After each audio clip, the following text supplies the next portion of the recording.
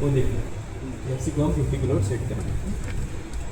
उसके लिए उसका डीसी बायस कितना है ये चेक करेंगे।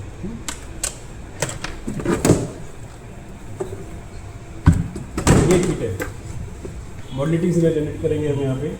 इसके लिए एम्पलीट्यूड एडजस्ट वाला ये पोर्ट है, फ्रीक्वेंसी एडजस्ट वाला ये पोर्ट। ये दो पोर्ट यूज कर सकते हैं हम एम्पलीट्यूड और फ्रीक्वेंसी एडजस्ट करेंगे। 1 और 50 पिक करना है, 1 किलो सेट करना है। तो ये हो गया मॉड्यूलेटिंग सिग्नल जनरेटर। अभी ये हो गया तुम्हारा एफएम जनरेटर। एफएम जनरेटर में तुमको पहले क्या करना है, एफसी पहले सेट करना है। एफसी यहाँ पे 50 किलो मिलने के लिए डीसी बायस कितना है ये पहले चेक करना है। तो ये सब करेंगे हम, यहाँ पे एफएम मिलेगा। तो एक बार पहले वो करके देखते हैं, फिर आगे की कहानी देखेंगे। चला तो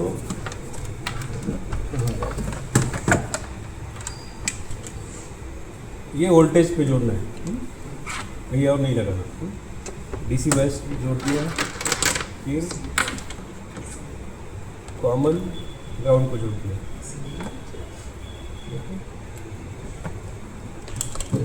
इसको लगा देते हैं इधर,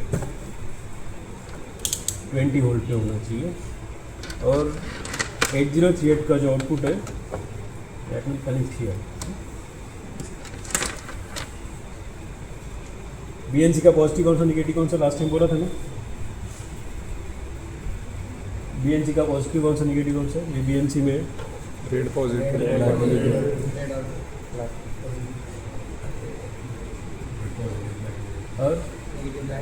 और ये निकाल के इधर लगाए तो फिर ये पॉजिटिव बन जाएगा। निकलता है ना, निकलता है कि नहीं निकलता है। फिर ये जिधर नॉच है, ये नॉच देखो वो निगेटिव, जो जिधर नॉच नहीं वो पॉजिटिव। ये इधर से ब्लैक निकल के इधर लगा दिया तो ये निगेटिव नहीं होता। इधर नॉच है वो निगेटिव, दूसरा है वो पॉजिटिव। ठीक है, ओके चलो चले दो। अभी ये इधर मेजर प्रेस करेंगे। अभी ये फ्रीक्वेंसी है वो कितना है, 61 किलोहर्ट्ज़ है। मुझे चाहिए कितना, 50 kilohertz. I want to set it to 50 kilohertz. जो एफसी है ये चाहिए मुझे 50 किलोहर्ट्ज़। तो 50 किलोहर्ट्ज़ सेट करने के लिए ये फ्रीक्वेंसी का नाम है। ये एम्पलीट्यूड और frequency adjust is for only modulating signal. ठीक है, और ये फ्रीक्वेंसी एडजस्ट है इट इज़ फॉर ओनली 8038। ये फ्रीक्वेंसी एडजस्ट है it is only for PLA. ठीक है, तो इधर का फ्रीक्वेंसी यूज चेंज करने के लिए इधर का नॉब नहीं यूज़ करेंगे। नहीं किया करते हैं बच्चे, इसलिए बता रहा हूँ। तो अभी इसको मुझे 50 किलोहर्ट्ज़ सेट करना है, तो मैं इसको 50 किलोहर्ट्ज़ सेट करता हूँ।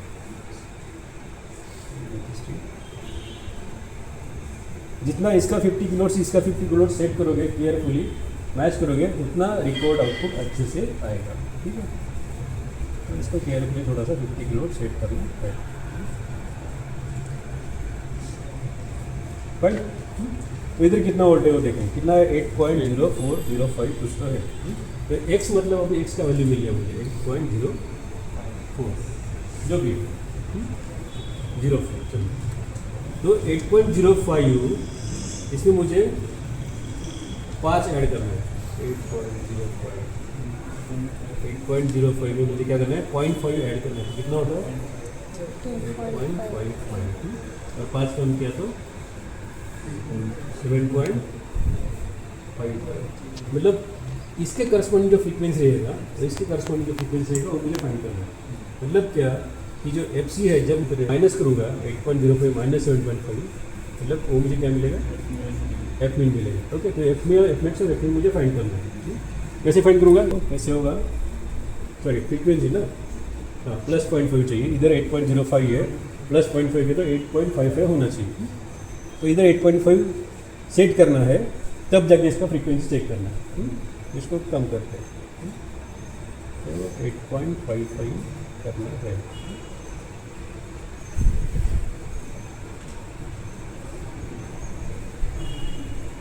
एट 8.55 आ गया। फ्रीक्वेंसी कितना आ गया, 44 कुछ भी है, 44 किलो आराम। 8.55 के लिए हो गया। अभी 7.55 के लिए देखेंगे। 7.55 के लिए जाना है, फिर से इसको चेंज करो। 7.55 किधर देखते हैं,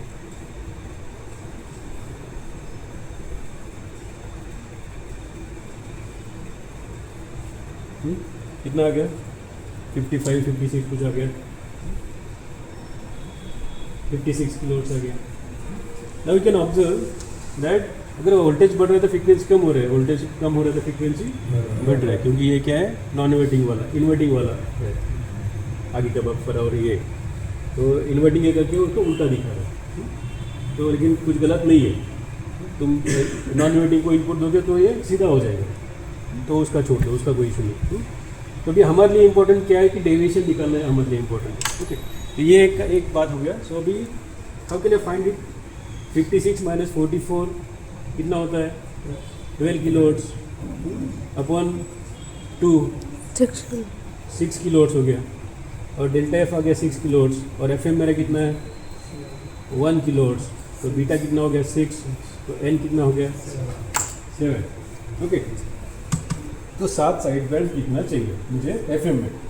जब मैं एफ एम का स्पेक्ट्रम देखूंगा फिर I should see at least 7 side bands, at least 7 side bands. Okay, in my spectrum, मतलब 50 किलो मतलब यहाँ पे 8.05 होना चाहिए। वोल्टेज बढ़ाना है तो फ्रीक्वेंसी कम करना पड़ेगा, कम करो 8 पॉइंट कितना चाहिए मेरे को 0.05, बढ़ाना है तो कम करना।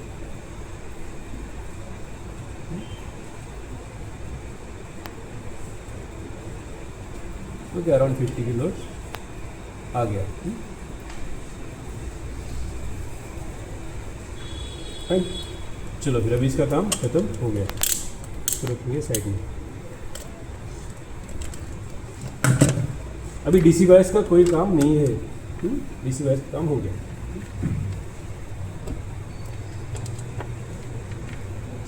Now will see the modulating signal. क्या क्या चाहिए अपने को, 1 वोल्ट 56 चाहिए, 1 किलोवाट चाहिए। ऑटो शिफ्ट करो, मेजर प्रेस करो, 1 किलोवाट है, 1 वोल्ट पीक टू पीक है, ये ऑलरेडी है। अगर आपको चेंज करो तो यहाँ से चेंज कर सकते हैं, विल बिट है तो कोई टेंशन नहीं। 1 वोल्ट पीक टू पीक है, 1 किलोवाट है, नहीं तो फिर ये दो पावर नॉब यूज़ करके कम ज़्यादा कर सकते हैं। नाउ इसको हम इधर जोड़ देंगे। अभी डीसी बायस को जोड़ना नहीं है, इधर ये इनपुट वाला इधर जोड़ना है। Okay, and I have to check the modulated signal.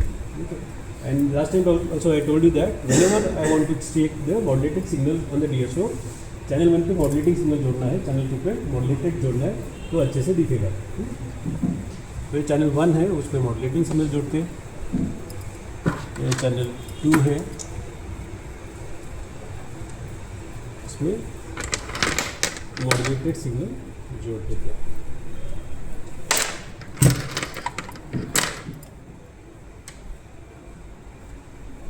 Modulated signal दूसरे को ग्राउंड नहीं लगाया तो भी चलेगा। ओके, तो ये ऐसा हिल डुल रहा है, मतलब पीरियड कम ज़्यादा हो रहा है, पीरियड कम ज़्यादा हो रहा है मतलब फ्रीक्वेंसी कम ज़्यादा हो रहा है, and that is what we want. बराबर है ना? फ्रीक्वेंसी मॉड्यूलेशन मतलब क्या, फ्रीक्वेंसी कम ज़्यादा होना चाहिए, फ्रीक्वेंसी कम ज़्यादा होना चाहिए। तो इसका थोड़ा सा चेक करते हैं। जब भी मेरा एम्पलीट्यूड ज़्यादा रहेगा तो फ्रीक्वेंसी कम होना चाहिए, जब भी मेरा एम्पलीट्यूड कम है तो फ्रीक्वेंसी ज़्यादा होना चाहिए। Okay, even if it looks same but it is not. Okay, तो अगर चेक करना है तो कर्सर यूज़ करके चेक कर सकते हैं। कर्सर में गए, कर्सर ऑन किया, वर्टिकल कर्सर चाहिए तो इधर लेके आए, ये पॉजिटिव पॉइंट है, positive instance you can consider.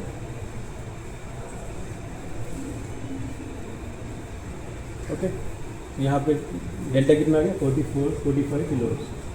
तो यहाँ पे हमने एम्पलीट्यूड पॉजिटिव प्लस 0.5 किया था, तो अराउंड 44 किलो मिलना चाहिए।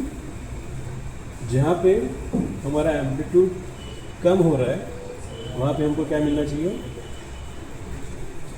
56 किलोवाट मिलना चाहिए। तो यहाँ पे थोड़ा कर्सर एडजस्ट कर लेते हैं और थोड़ा जूम करोगे तो और अच्छे से आ जाएगा। अभी ये दोनों का डेल्टा कितना गया 55.56 आ गया। मतलब जैसे मेरा वोल्टेज कम ज़्यादा हो रहा है वैसे ये नीचे वाला जो साइन वेव है उसका फ्रीक्वेंसी चेंज हो रहा है। ठीक है, मतलब ये जो दिख रहा है वो FM है। अभी ये हो गया अपना टाइम डोमेन में। अभी इसको फ्रीक्वेंसी डोमेन में देखना, फ्रीक्वेंसी डोमेन में चले जाओ। चैनल 1 है, सोर्स हमने लगाया कहाँ पे, चैनल 2 पे, जो सोर्स चेंज करना है।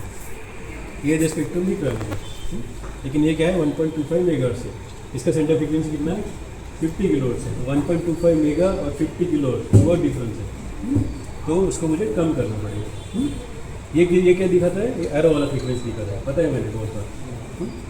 तो इसको सेकेंड बार डिवीजन कम करो तो ये स्पेक्ट्रम आगे आगे आते जाएगा। ये आ गया मेरा स्पेक्ट्रम इधर, एक बहुत दूर चला गया, वापस लेके आते इधर हॉरिजॉन्टल पोजीशन से इसको सेंटर में लेके आते और जूम करते। फाइन। तो ये 6 के मतलब 7 मिलना चाहिए मुझे साइड बैंड। तो देख सकते हैं हम 1 2 3 4 5 6 7 8 9 ओके, मतलब मिनिमम 7 साइड बैंड मिलना चाहिए। ओके, तो ये आ रहा है, ये स्पेक्ट्रम है अपना। ये सेंटर वाला एफसी फ्रीक्वेंसी है, उसके बगल में एफसी प्लस एफ एम है, उसके बगल में एफसी प्लस 2 एफ एम है, एफसी प्लस 3 एफ एम है, एफसी प्लस 4 एफ एम है एंड सो ऑन। ओके, अब ये देखो यहाँ पर लिखा है, ये क्या है, बेसिस फंक्शन। ये हर एक केस पे चिपका है आगे। बेसिस फंक्शन मतलब क्या कि अगर जो 6 है तो 6 में कैरी का कितना है 0.15, कैरी का कोएफिशिएंट कितना है 0.15। पहला साइड बैंड, दूसरा साइड बैंड, तीसरा साइड बैंड, चौथा साइड बैंड, पाँचवा, छठा, सातवां, आठवां। ओके, तो ये कोएफिशिएंट है, उस हिसाब से वो रहेगा। मान लो अगर मतलब क्या कैरी में कुछ पावर है यहाँ पे, 6 के लिए कैरी में कुछ पावर है, लेकिन कैरी में पावर रखना अच्छा है कि खराब है? खराब है, बिकॉज कैरी में अपना इंफॉर्मेशन नहीं होता है। एएम के वक्त हमने पढ़ा कि इंफॉर्मेशन लाइज इन द